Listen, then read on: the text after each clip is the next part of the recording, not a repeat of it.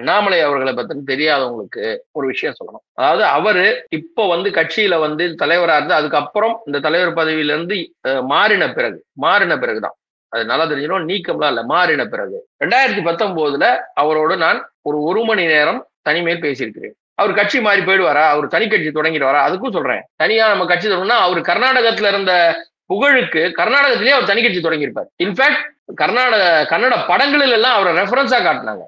அண்ணாமலை வராருன்னு ரெஃபரன்ஸா காட்டுற அளவு அங்க பணி செஞ்சிருக்காரு. ரஜினி அவர்கள் கட்சி ஆரம்பிக்க எல்லாமே ரெடியா இருந்த போதும் அங்கே நடந்த கசப்பான சம்பவங்கள் தான் அவரை போக வச்சது. சரிங்களா? அவரும் ஒன்றும் வேணாம்னு போல ஒரு சில சம்பவங்கள் நடந்தது.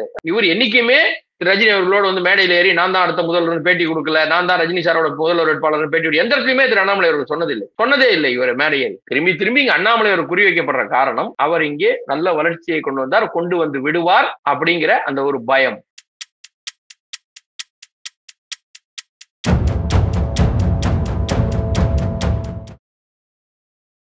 நாரதர் மீடியா உணர்வாளர்களுக்கு வணக்கங்கள். நான் உங்கள் விஜய் சின்னசாமி. இன்று நம்முடன் இணைந்திருக்கிறார் துக்ளக் வாசகர் குழு கார்த்திகேயன் சுவாமி அவர்கள். வணக்கம் ஜி.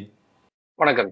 அண்ணாமலை அவர்கள் தனி கட்சி தொடங்க போகிறாரா அப்படின்ற ஒரு கேள்வியை தொடங்க போகிறார் அப்படின்றதை போல சில அரசியல் விமர்சகர்கள் பத்திரிகையாளர்கள்லாம் சொல்லிக்கிட்டு இருக்காங்க. அதை தொடர்ந்து ஒரு செய்தியாளரும் கூட அண்ணாமலை அவர்களிடமே போய் நீங்க தனி கட்சி தொடங்க போவதாக சொல்லப்படுகிறது, உண்மை என்ன, நீங்க தொடங்க போறீங்களான்னு கேட்கிறாரு. அதுக்கு அண்ணாமலை ஆரம்பிக்கும் போது உங்களுக்கு சொல்றேனே அப்படின்னு சொல்லி பதில் சொல்லி இருக்கிறாரு. அண்ணாமலை அவர்கள் டிடிவி தினகரன் அவர்களை சந்தித்தது, ஓபிஎஸ் அவர்களை சந்திக்க போகிறேன் என்று சொன்னது, ரஜினி அவர்களை சந்தித்தது, இதெல்லாம் காரணமாக வைத்துக்கொண்டு தொடர்பு படுத்தி அண்ணாமலை அவர்கள் தனி கட்சி தொடங்க போகிறார், விஜயுடன் கூட்டணி வைக்க போகிறார், காங்கிரஸ் எல்லாம் அதுல சேரப்போகுது, தேமுதிக எல்லாம் அதுல இணைய போகிறது, இந்த மாதிரியான ஒரு கருத்துக்கள்லாம் இங்க இருக்கு ஜி. அண்ணாமலை அவர்கள் தனி கட்சி தொடங்குவதற்கான வாய்ப்பு இருக்கிறதா, ஆரம்பிப்பாரா? நீங்க இதை எப்படி ஜி பாக்குறீங்க? நல்லது. அதாவது அண்ணாமலை அவர்களுடைய கொள்கை என்ன, அவருடைய ஒரு சித்தாந்தம் என்ன, இது எதுவுமே தெரியாம இங்க ஒரு செய்தி பரப்பப்பட்டு வருகிறது. அதாவது அவரு தனி கட்சி போயிடுவாரு, சொந்த கட்சி ஆரம்பிச்சு அவர் போறாரு. சரி, இது எப்படி பாக்குறதுன்னா, அவர் இங்க வரும்போது என்ன சொன்னாங்க, பாஜகவுக்கு பதவிக்கு துணைத் தலைவரா உள்ள வரும்போதே பெரிய பதவியில வந்துட்டாரு, அவர் இது ஆர்எஸ்எஸ் காரரு, அதனால உள்ள கொண்டு வந்துட்டாங்க அப்படின்னு சொன்னாங்க. பேக்கப் இருக்கு அவருக்கு, அவரால் கொண்டு வந்தாங்கன்னாங்க. சரி, தலைவராக்கணும்னு ஒருத்தர் இவ்வளவு சீக்கிரம் தலைவராக்கியிருக்காங்களே அப்படின்னா அவருக்கு பின்புலம் கண்டிப்பா அவங்கதான் இருக்காங்கன்னு. சரி, ரைட்டு. அதற்கு பிறகு அவர் தனியா அந்த தொகுதி உடன்பாடுல இந்த 24 போது தனியா நிற்கும் போதும் இப்படி இவரே முடிவெடுத்திருக்கிறார் என்றால் தலைமை ஒண்ணுமே கேட்கலையே அப்படின்னா இவருக்கு பின்புலம் இருக்கிறதுங்க. எல்லாத்துக்கும் இவரை சங்கத்து பின்புலத்துல கொண்டு சேர்த்தாங்க. இப்போ அவரை தலைவர் பதவியிலிருந்து ஒரு 3 வருஷம் ஆன உடனே மாத்தி வேற ஒருத்தரை போடுறாங்க, நயனா ராஜேந்திரன் அவர்களை போடுறாங்கன்னு உடனே அவர் தனியா போயிடுவாருன்னா இப்ப அந்த சங்கத்தோட கொள்கை அவர் பின்னாடி இல்லையா? அந்த சங்கத்தின் கொள்கை அவருக்கு போயிடுச்சா? அந்த சங்கம் பேக்கப்ல இல்லையா? அவங்க என்ன ஒரு டெம்பரரியா 3 வருஷம் 4 வருஷத்துக்கு இவரை கொண்டு வச்சுட்டு மாத்திடுவாங்களா? அது எப்படி இருக்கும்? அப்போ அடிப்படை அப்ப இது நாள் வரைக்கும் நீங்க சொன்னது கட்டுக்கதைன்னு சொல்லிருங்க, இல்ல போய் சொன்னோம்னு சொல்லுங்க. கட்டுக்கதை சொன்னோம், இல்ல அவரை பத்தி அவரு நிஜமாவே அப்படி இல்லைங்க நாங்க போய் சொன்னோம் அப்படிங்கிறத சொல்லணும். சரி, இப்ப அவரை பத்தி தெரிஞ்சுக்கிறோம் அப்படின்னா அவர் படிச்சு அந்த ஐபிஎஸ்க்கு போன காலகட்டத்துல அங்க கூட இருந்தவங்கள கேட்டீங்கன்னா தெரியும், கூட கரெக்டா வேலை செஞ்சவங்கள கேட்டீங்கன்னா தெரியும்.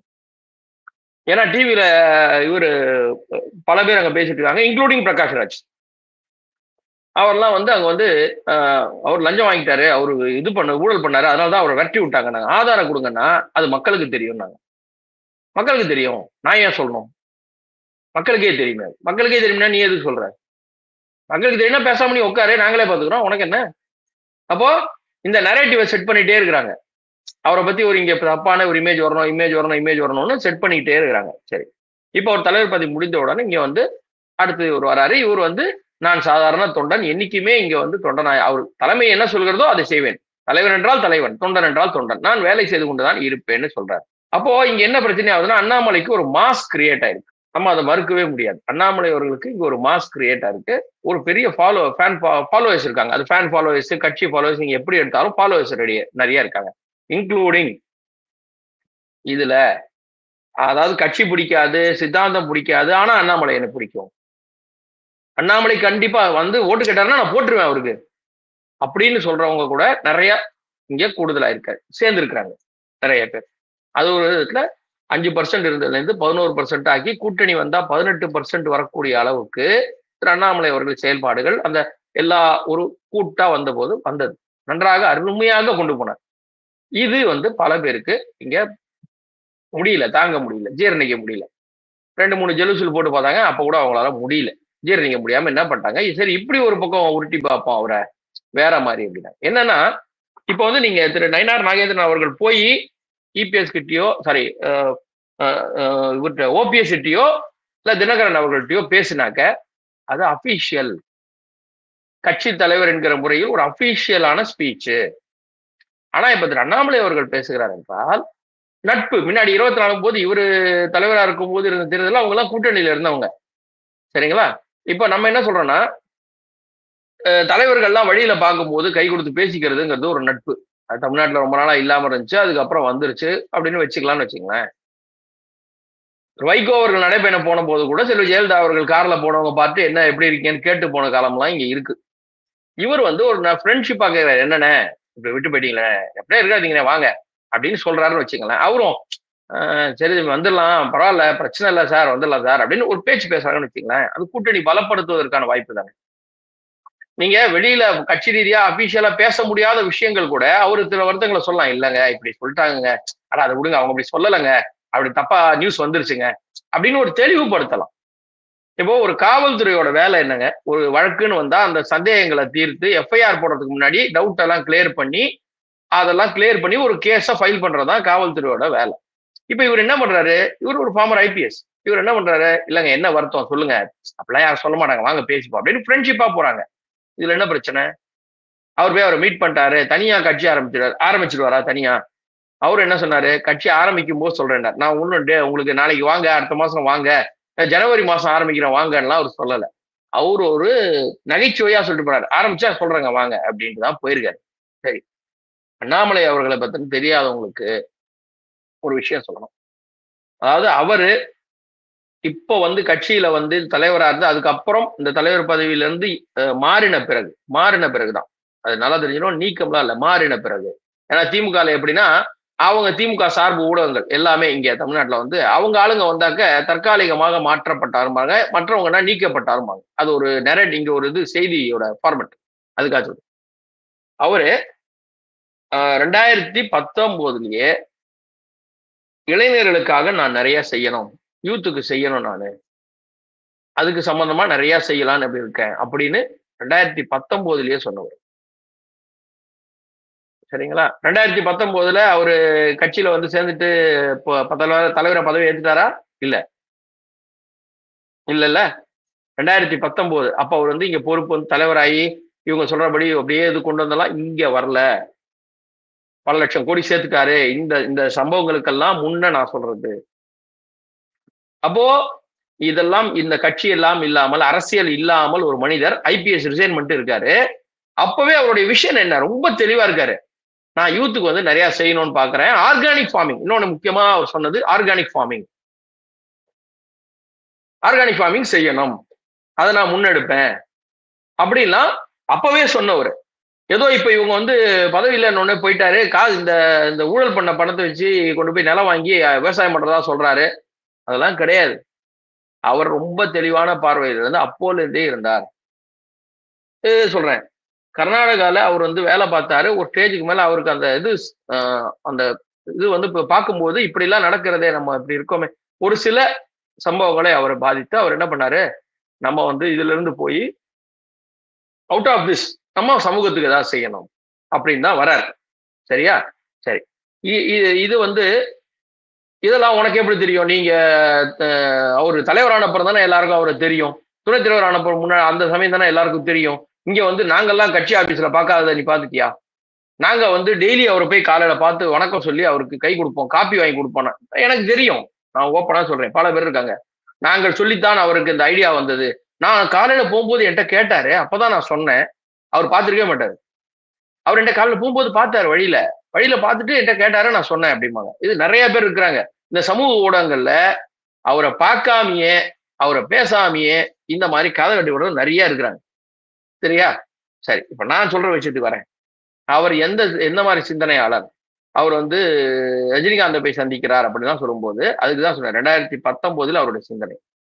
சரி, 2019 அவரோடு நான் ஒரு மணி நேரம் தனிமையில் பேசியிருக்கிறேன். அமைப்பு ரீதியாக வந்தார். நாங்கள் விருந்தாளியாக அழைக்கும் போது சிறப்பு விருந்தினராக விழாவுக்கு வந்திருந்த போது நான் அவரோட பேசியிருக்கேன். நிகழ்ச்சி வந்து பெரிய நிகழ்ச்சி நடந்தது. அதுல அவர் கலந்து கொண்டார். கர்நாடகா ஃபார்மர் ஐபிஎஸ் முறையில அவரை வந்து கூப்பிட்டிருந்தோம், வந்தார். அன்று நாங்கள் நண்பர்கள் எல்லாம் சந்தித்தோம். அப்போ சுமார் 1 மணி நேரம் பேசிக் கொண்டிருந்த போது அவருடைய விஷன்ஸை சொன்னாரு. தெரியல, அதனால சொல்றேன். இல்லைன்னா நானும் போய் டெய்லி பார்க்கல அவரை. இவங்கெல்லாம் அரசியல்ல பார்க்கறதுக்கு முன்னாடியே அவரை பார்த்துட்டேன். அந்த விஷனை தெரிஞ்சுக்கிட்டேன். அன்னைக்கே எனக்கு ஒரு நம்பிக்கை வந்தது. இவ்வளவு விஷனரி ஒருத்தர் ஏன் வந்து இன்னும் கட்சிக்குள்ள வரல, கொண்டு வரப்படல, இவரெல்லாம் பார்த்து கொண்டு வந்திருக்கலாமேன்னு வருத்தப்பட்ட சமயம். அதுக்கு பின்னாடி கட்சிக்குள்ள வர்றார். அப்போ என்னை போன்றவர்கள் எல்லாம் இவர் வந்தால் நன்றா இருந்திருக்குமே. ஒரு யங்ஸ்டர் ரொம்ப செய்யக்கூடிய ஒரு விஷன் உள்ளவர். இந்த கோலை ரீச் பண்ணிடணும், எப்படியான செய்யணும் அப்படின்னு நினைக்கக்கூடிய ஒருத்தர் ஒரு ஆம்பிஷியஸ் லீடரா கொண்டு வரலாமே அப்படின்னு எதிர்பார்த்த போதுதான் அவர் கட்சிக்குள்ள வர்றாரு. சரிங்களா? இப்ப இதை வச்சு இந்த காசை வச்சு அவர் பண்ணாருங்கிறதுலாம் கிடையாது. சரி, அவர் கட்சி மாறி போயிடுவாரா, அவர் தனி கட்சி தொடங்கிடுவாரா? அதுக்கும் சொல்றேன், அவருக்கு அந்த மாதிரி சிந்தனை வரவே வராது. அவர் அதை போன்ற மனிதரே கிடையாது. ஏன்னா அவர் வந்து அரசியல் என்பதை அவர் எப்படி பார்த்தாருன்னா, வந்தா, அதாவது அரசியல் அப்படிங்கிறது வந்து ஒரு பெரிய விஷயம். அதுல வந்தால் சொல்படி செய்யணும். அது என்னென்ன ஐடியாஸ் இருக்கோ அதை அந்த வகையில் போய் இம்ப்ளிமெண்ட் பண்ணி கொண்டு வந்து அதை வெளியில கொண்டு வந்து மக்களுக்கு செய்யணும் அப்படிங்கிற ஒரு பார்வை இருந்தது. தனியா நம்ம கட்சி தொடங்கினா அவர் கர்நாடகத்துல இருந்த புகழுக்கு கர்நாடகத்திலேயே அவர் தனி கட்சி தொடங்கியிருப்பார். அவர் செய்யணும்னு நினைச்சிருந்தா கர்நாடகத்துல தொடங்கியிருப்பார். அவருக்கு இல்லாத அங்க பேர் கிடையாது.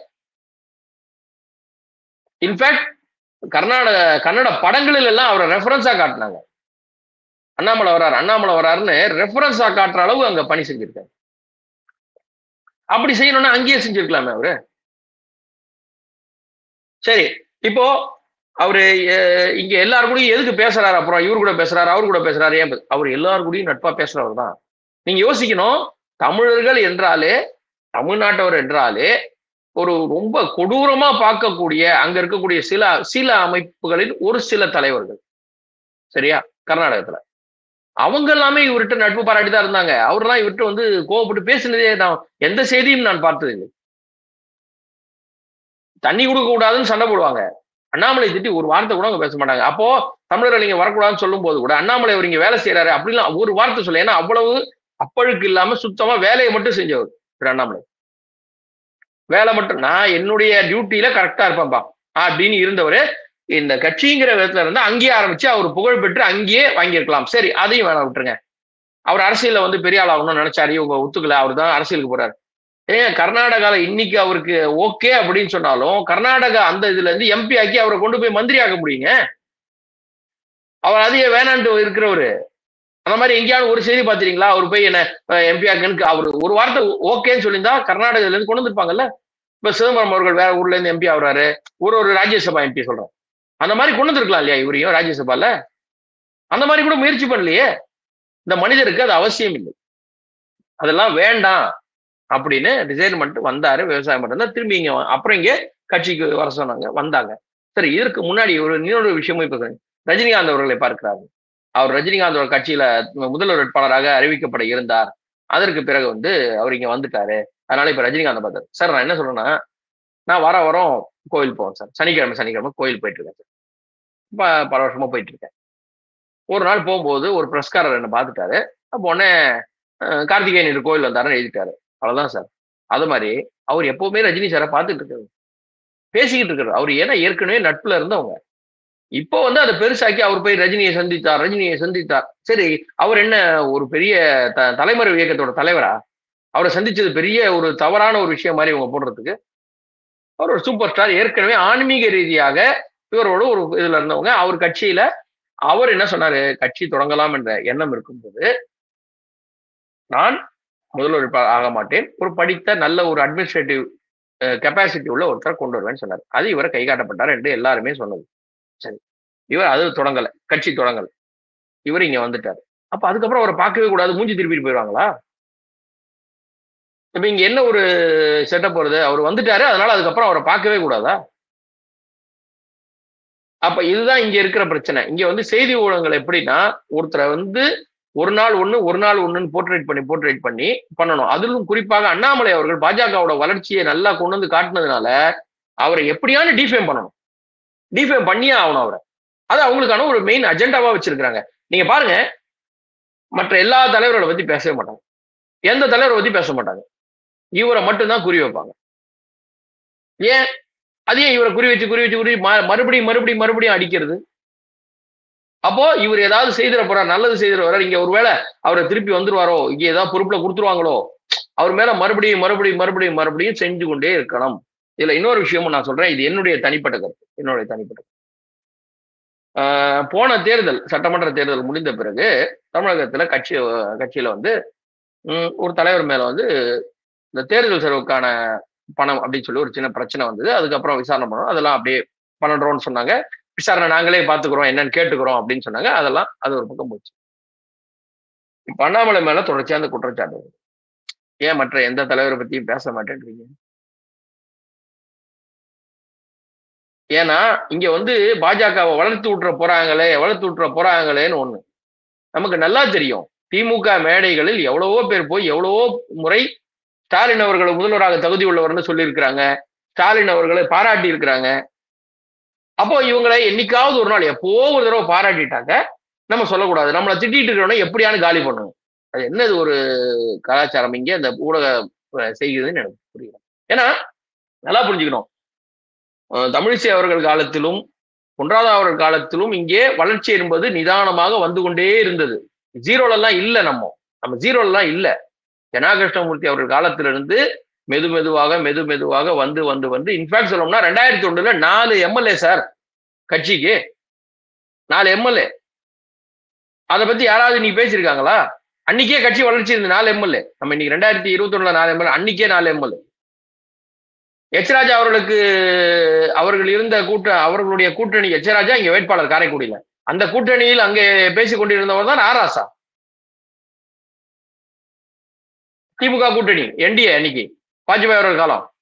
அப்ப ஆராசா அன்னைக்கு பேசினார்ல, எச் ராஜாக்கு இந்த பக்கம் அவர் தானே ஓட்டு கேட்டார் அந்த கூட்டணிக்காக. ஏன் கேட்டாங்க? அப்போ அரசு வேணும்னா இவங்க ஒண்ணாகிறதும் வேண்டாம்னா பழிக்கிறதும் வந்து இங்க ஒரு சித்தாந்தம் இருக்கு. சரி, இப்போ அண்ணாமலை அவர்களை மீண்டும் குறி வைக்கிறது காரணம் அந்த 11.5% வாக்கு வங்கி ஏறினது. கூட்டணியா வந்தா இவங்க 18 அன்னைக்கே இருந்தாங்க. இப்ப நான் 5 வருஷத்துல இந்த திமுகவோட ஆட்சியோட அவலங்கள் எல்லாம் பார்த்தா, திமுக கிட்ட இருக்கிற வாக்கு வங்கியில ஒரு எப்படி இருந்தாலும் ஒரு 10% கைண்டு வந்துரும். 28 வச்சுக்கீங்க. ஏற்கனவே பலமா இருக்கிற அதிமுக எதிர்கட்சியில நல்ல 70 எம்எல்ஏவோட பலமா தான் இருக்காங்க. அவங்க இதுவா இல்ல. அவங்களும் சேர்ந்தால் 20% ஓட்டு வந்தால் 48% ஓட்டு. இந்த 48% ஓட்டு வந்தா மாச பார்த்தா நடுநிலையாளர்கள் இன்னும் மாறக்கூடியவர்கள், நடுநிலை, நான் சொல்லு திமுக இருந்து வந்த ஓட்டு சொன்னேன், நடுநிலையாளர்கள்ல இருந்து இன்னொரு 10% வந்தால் என்ன ஆகும்? சோ இதை உடைக்கணும். அப்ப யார நம்ம எப்படி பழிக்கலாம்? இதுக்கெல்லாம் பேஸா இருக்கிற அண்ணாமலை அவர்களை பழிப்போம், இவரை கூட்டணியை உடைப்போம், எப்படியாச்சும் ஏதாவது பண்ணணும். சரி, தேமுதிக அவங்க எல்லாரும் வந்து பார்த்ததுல என்ன பிரச்சனை? தேமுதிக காரங்களை போய் பாக்குறாங்க, இது பேசுறாங்கன்னா எல்லா கட்சியும் பேசுறது தானே. எல்லா கட்சியுமே அவங்கள பார்த்து பேசியிருக்காங்கல்ல, பேசக்கூடாதா? அப்ப தினகரன் அவர்களை எத்தனை பேர் சந்திக்கிறார்கள்? அதிமுக இருந்து கூட சந்திக்கிறாங்க. அப்ப அவங்க எல்லாம் வந்து சொல்ல முடியுமா? அப்ப அவங்களும் கூட்டணிக்காக பேசியிருக்கலாங்களா? இல்ல கட்சிக்குள்ள வாங்கினாங்களா, தாங்க வரணும் வெளில வரணுங்களா? அதை பத்தி எல்லாம் பேசுறதே இல்லை. திரும்பி இங்க அண்ணாமலை ஒரு குறி வைக்கப்படுற காரணம், அவர் இங்கே நல்ல வளர்ச்சியை கொண்டு வந்து விடுவார் அப்படிங்கிற அந்த ஒரு பயம். நான் மறுபடியும் சொல்றேன், அண்ணாமலை அவர்களுடைய அந்த போல எண்ணம் கொண்டவர் அல்ல, சித்தாந்தவாதியும் அல்ல. ரொம்ப தெளிவா இங்க செய்யணும், மக்களுக்கு செய்யணும், இளைஞர்களுக்கு செய்யணும் என்று வந்தவர். நீங்க அவர் வந்த உடனே பாத்தீங்கன்னாக்க இந்த டிஎம்கே ஃபைல்ஸ் எல்லாம் நிறைய வெளியிட்டாங்க, வரிசையா வெளியிட்டாரு டிஎம்கே ஃபைல்ஸ்ன்னு. அப்பெல்லாம் கூட கேட்டாங்க, ஏன் நீங்க மற்றவங்களை பத்தி தான் சொல்ல, ஆளுங்கட்சி இப்ப நீங்க தான், உங்களை பத்தி சொல்றோம், அடுத்து வரும்போது நேரம் வந்தா நான் பேசுவேன், இப்போ உங்களை பத்தி பேசுறேன்னாரு. ரொம்ப தெளிவா எல்லா இடத்துலயும் கேள்வி பதில் சொல்லக்கூடியவர். நீங்க ஒரு வாட்ஸ்அப் பத்தி கேட்டீங்கன்னா அந்த வாட்சை பத்தி விளக்கம்லாம் கொடுத்துட்டு ஓ வாட்ச் என்னன்னு கேட்டாரு. இந்த மந்திரி இப்ப மந்திரியே இல்ல. இவங்களுக்கு பயமே அதான்.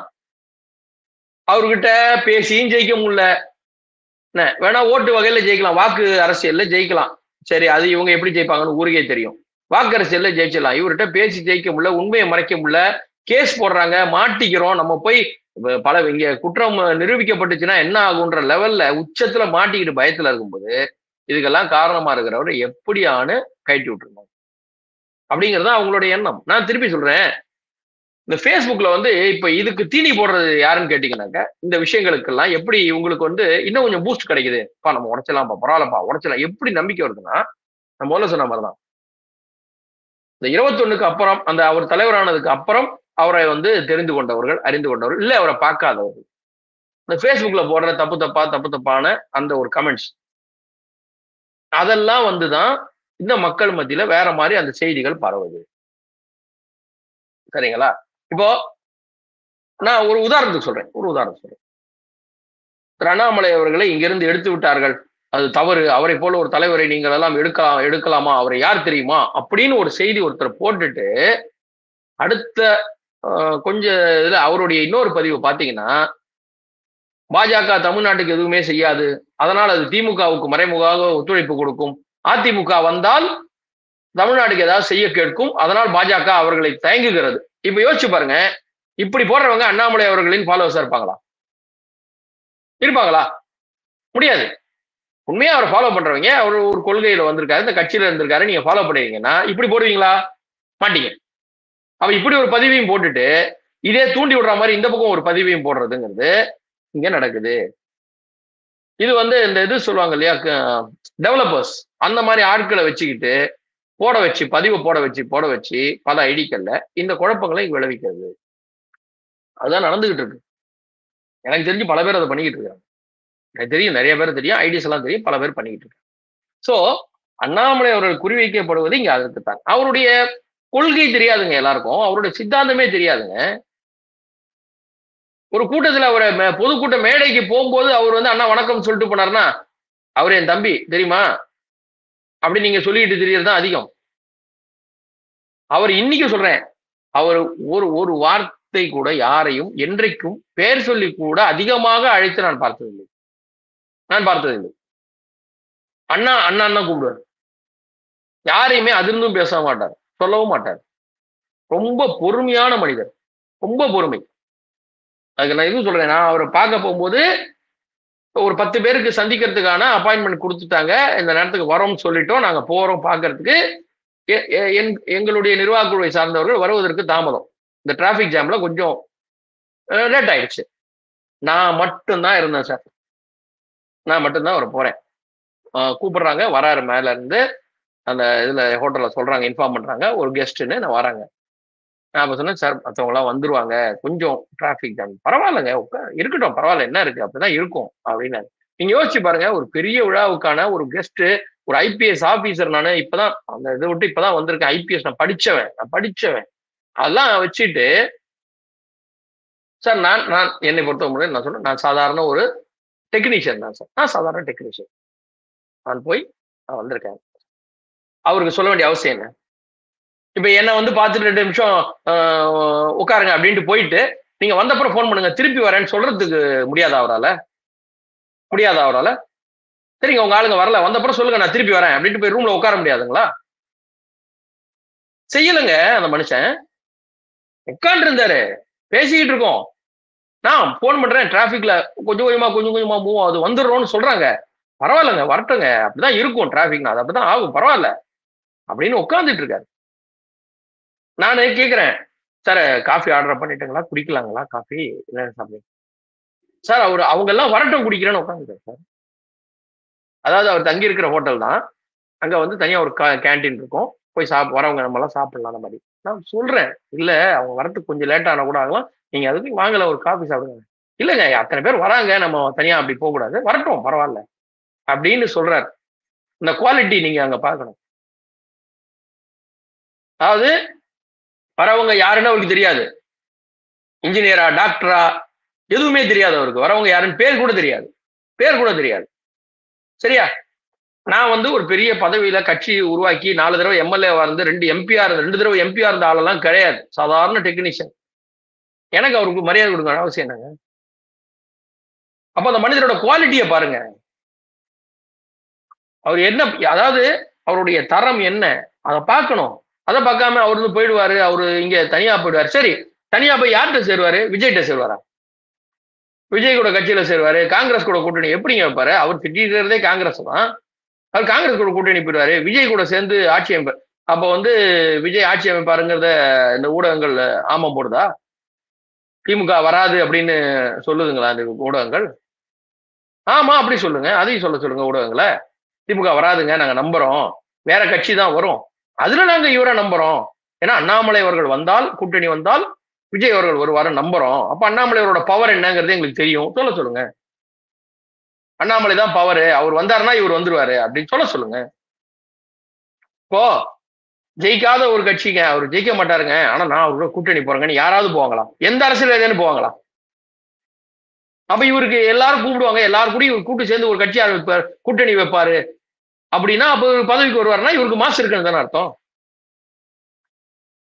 அப்ப அண்ணாமலைக்கு ஒரு பவர் இருக்கு, மாஸ் இருக்கு, இங்க ஃபாலோவர்ஸ் இருக்கு, பெருசா வருவாருன்னு அதை சொல்லுங்க.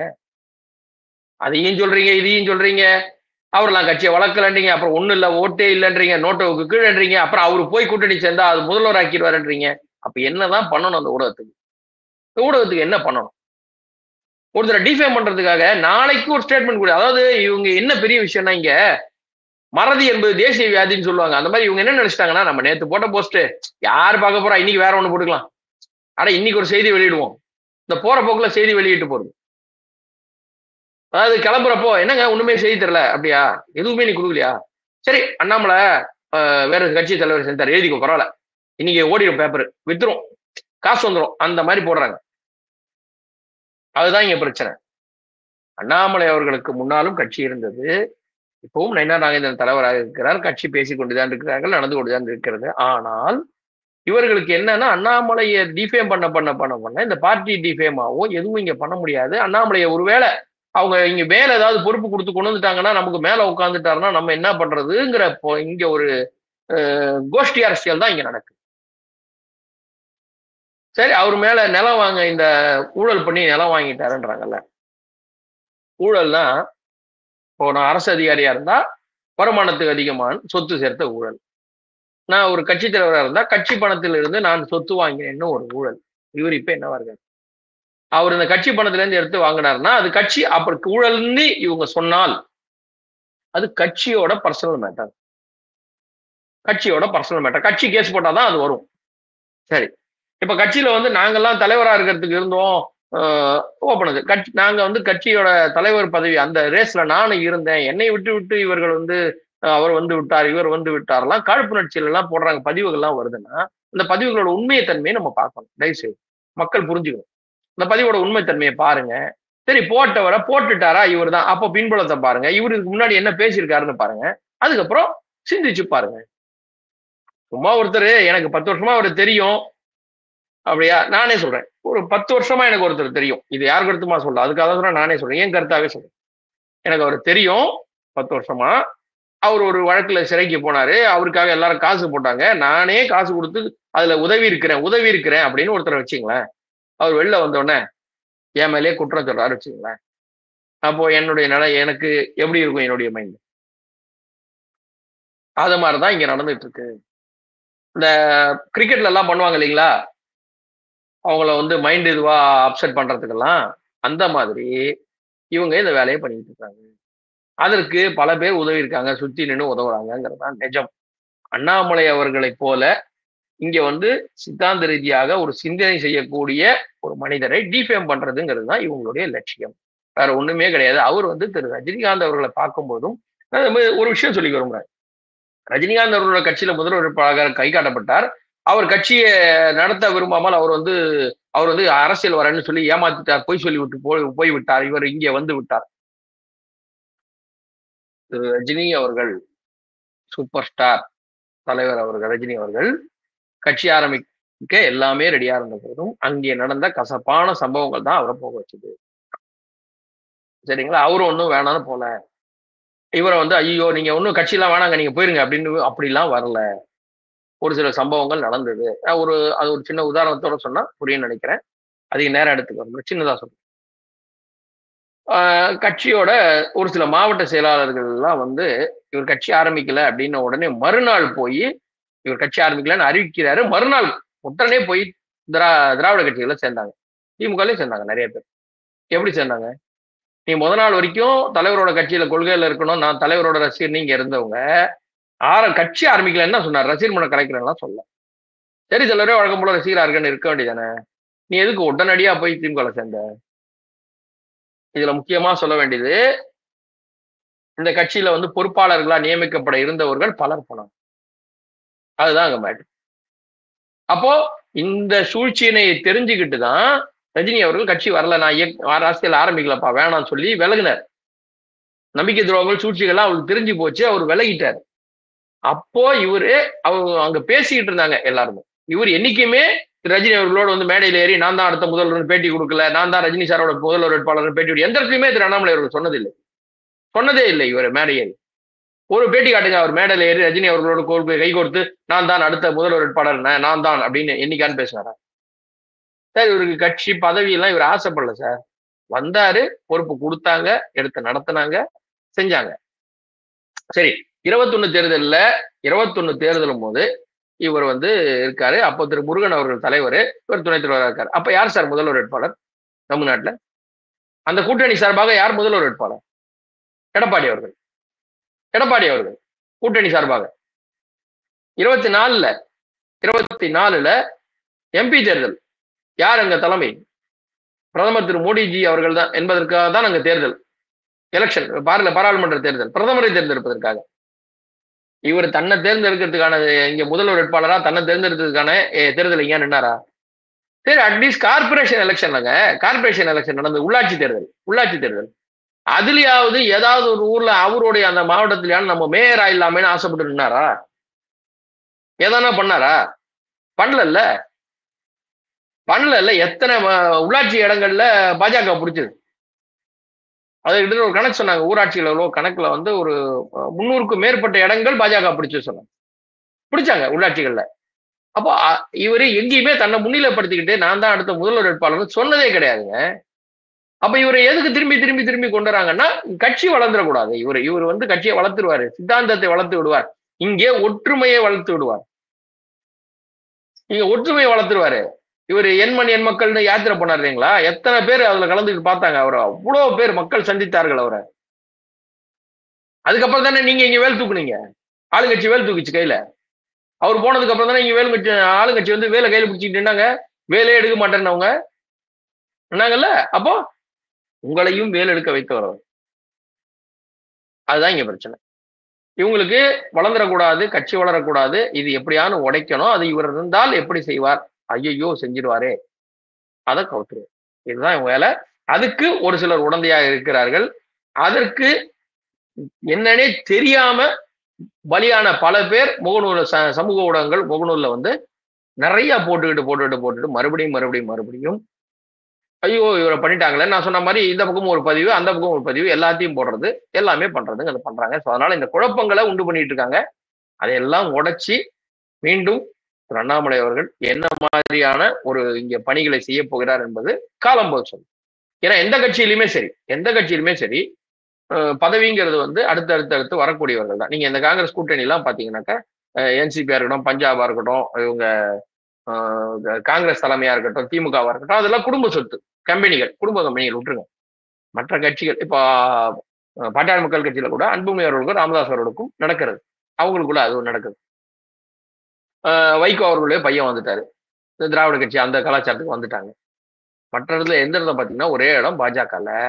நீங்க அடுத்த தலைவர் யார், பொதுக்குழு தேடி கூடி முடிவெடுப்போம், அப்படிதான். அந்த அதிமுகல அப்படிதான் இருக்கு, பாஜகல இருக்கு. அப்ப அந்த இது வந்து இங்க இருக்கு. அதனால வந்து காலம் பதில் சொல்லும் எந்த பொறுப்புக்கு யார் வருவார்கள் என்று. ஆனால் அதற்குள் இவர்கள் இந்த கட்டமைப்பை எப்படியான நரேட்டிவ் கொண்டு வந்து இங்க செஞ்சு அழிக்கணும்னு ட்ரை பண்றாங்க. அதுதான் நிஜம். அதற்கு பலர் உடந்தையாக இருக்கிறார்கள். நான் இன்னும் முதல்ல சொன்ன மாதிரி யார் என்றே தெரியாமல் அவருக்கு போறவர்களை கை காட்டிட்டு நான் தான் அவருக்கு எல்லாம் சொல்லி கொடுத்தேன்னு சொல்லிக்கிட்டு அந்த மாதிரியும் சுத்திக்கிட்டு அவருக்கு நான் தான் முதல்ல இப்படி கை காட்ட சொன்னேன், நான் தான் திரும்பி பார்க்க சொன்னேன், இப்படிலாம் சொல்றவங்க இதையெல்லாம் இங்க ஊடகங்கள் போட்டுக் கொண்டிருக்கின்றன. அதனால அவரை பத்தி தெரியாதவர்கள் தயவு செய்து தெரிந்து கொள்ளுங்கள். அவர் ஒரு தெளிவான ஒரு என்ன சொல்றது 5 ஆண்டு திட்டம் 10 ஆண்டு திட்டம் சொல்லுவாங்க இல்லையா, அந்த மாதிரி ஒரு தொலைநோக்கு பார்வை உள்ள ஒரு தலைவர் அப்படிங்கிறது தான் என்னுடைய பார்வை. உங்களுடைய பொன்னான நேரத்தை ஒதுக்கி பல தகவல்களை நாரதரி மீடியாவுடன் பகிர்ந்து கொண்டதற்கு மிக்க நன்றிகள் ஜி. நன்றி ஜி.